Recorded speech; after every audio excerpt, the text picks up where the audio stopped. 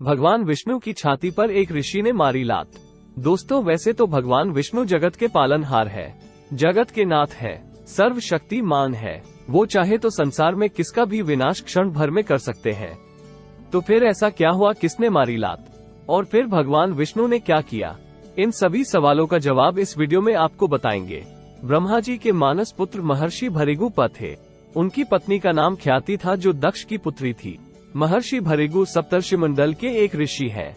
सावन और भाद्रपद में वे भगवान सूर्य के रथ पर सवार रहते हैं। एक बार की बात है, सरस्वती नदी के तट पर ऋषि मुनि एकत्रित होकर इस विषय पर चर्चा कर रहे थे कि ब्रह्मा जी, शिव जी और श्री विष्णु में सबसे बड़े और श्रेष्ठ कौन है। इसका कोई निष्कर्ष न निकलता देख उन्होंने त्रिदेवों की परीक्षा लेने का निश्चय किया और ब्रह्मा जी के मानस पुत्र महर्षि भृगु को इस कार्य के लिए नियुक्त किया। और सभी ने तय क्या किया कि जिसमें भी काम क्रोध मोह न हो वही सर्वश्रेष्ठ होता है। ये सब बातें तय कर महर्षि भृगु त्रिदेव की परीक्षा लेने निकल गए। महर्षि भृगु सर्वप्रथम ब्रह्मा जी के पास गए।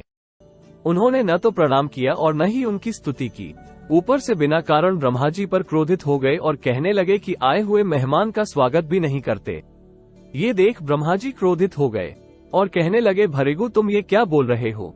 पुत्र कितना भी बड़ा ना हो जाए और कितना भी भारी तपना कर ले, उसे ही पिता का आदर करना होता है। फिर भी भृगु ऋषि ने उन पर ध्यान नहीं दिया। तब ब्रह्मा जी की आंखों में अंगारे दहकने लगे।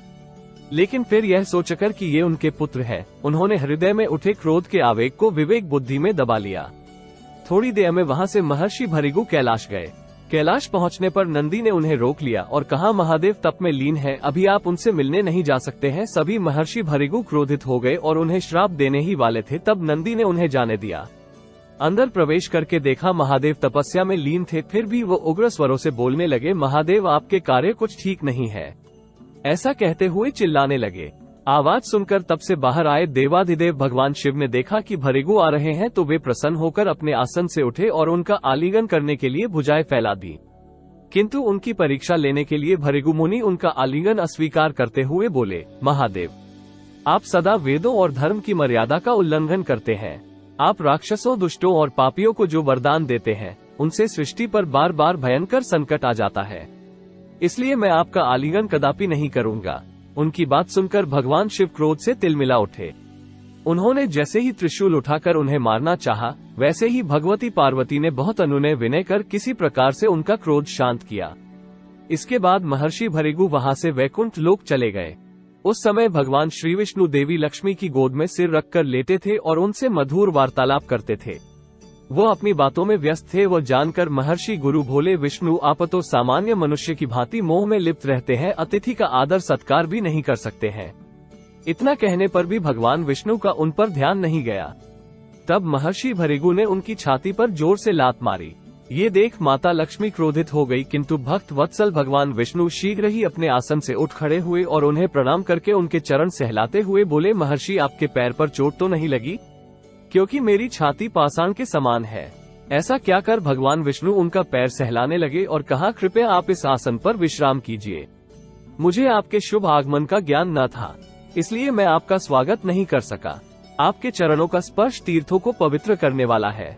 भगवान विष्णु ऐसा कहने लगे। भगवान विष्णु का ये प्रेम व्यवहार देखकर महर्षि भृगु की आंखों से आंसू बहने लगे और फूट फूट कर रोने लगे। उन्होंने भगवान विष्णु की क्षमा मांगी।